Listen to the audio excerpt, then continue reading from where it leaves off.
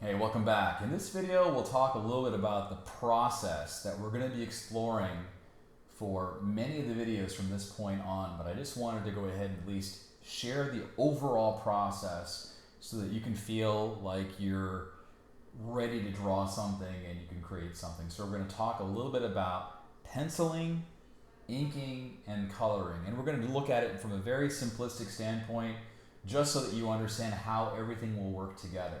So penciling is usually the first phase. It's the planning phase. And let's just draw, for example, I don't know, we'll draw a character. I'll just draw an oval shape.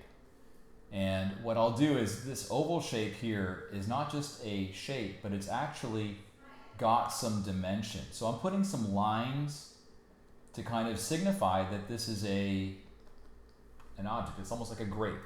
It has some roundness to it, and we're implying that just through the way we're actually drawing something.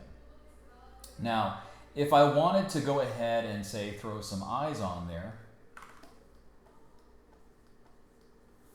we can draw those eyes. And I'm using the pencil brush that I've created, and we'll just go ahead and draw a nose.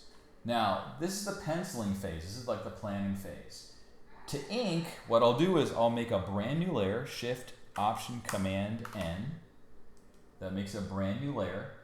And this layer 1 here, I'm going to relabel that as pencils. And I'll drop the opacity. So I can drop it down to say 30% or 33%.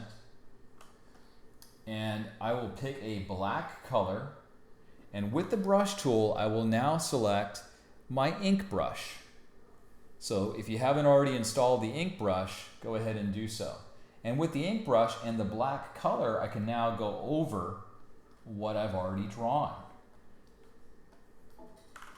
And so now you can see that I have this basic shape. Now it's not perfect, but it gives you an idea of where we're going. And the next phase here is adding some color. So once I have everything drawn and inked, what I like to do is I like to close the gaps because that makes the coloring process easier. And what I mean by closing gaps is like this is a circle that has an open end. And this is a circle that has its gaps completely closed.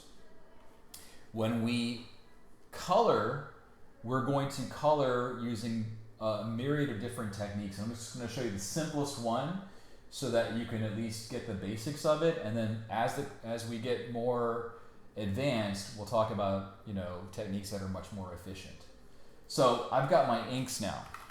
So once I have my inks, I can hide my pencil layer by clicking on the eyeball. And so now you can see that I've got my character here. And I'll make a new layer. I'll go to my pencils layer, Shift, Option, Command, N, or Shift, Alt, Control, N. And I've made a new layer. I'm going to call this layer, by double clicking on it, I can call it color. And what I can do is I can pick a color, pick like a greenish color, and I can use my brush and I can color. Now it's pretty much like a coloring book, right? Now I can do this, but it's going to take me a long time to color it. And that's not a problem if I have plenty of time to kill. But let me show you another way that might speed things up a little bit. If I wanted to put a color around this entire object, what I can do is I can hit W, that is the magic wand tool, and I want to make sure that I have the tolerance set to a relatively high value, and we'll talk more about this in detail later on, but just for right now, just to get this feeling of accomplishment, you want to set tolerance to 66, you want to set anti-alias to checked, contiguous to checked, and sample all layers needs to be checked as well. So once those three things are checked and you have a tolerance value that is somewhat high, 66 is a good number, we can use our magic wand tool on the color layer. If we just click, you can see, and I'll zoom in here, you can see that everything that is within the character's head is selected. And now I'm going to share with you a keyboard shortcut that we're going to use from this point on, so you might as well memorize it. Option Delete, or Alt-Backspace. So I've got this green color here. If I hit Option Delete, that fills in my foreground color. So I can pick another color for if I want, and the selection is still active. Option delete. That's a good keyboard shortcut to know. And of course, there's a small little edge that I've missed over here, so I can come back in with my brush and I can color it. And let's say I want to go ahead and color his eyes. Well, I didn't close the gap on his eyes. Let's make the eyes blue. So what I can do is with my brush tool, I can just fill in that gap. Then I can use my magic wand tool and make a selection for the rest of the eye, because once you close the gap, then you can go ahead and use that little keyboard shortcut. Option delete or Alt-Backspace. I'll do the same thing over here with the magic wand tool. Select Option Backspace or Alt-Backspace Option Delete. And then we'll make his nose red. We'll select red, Option Delete.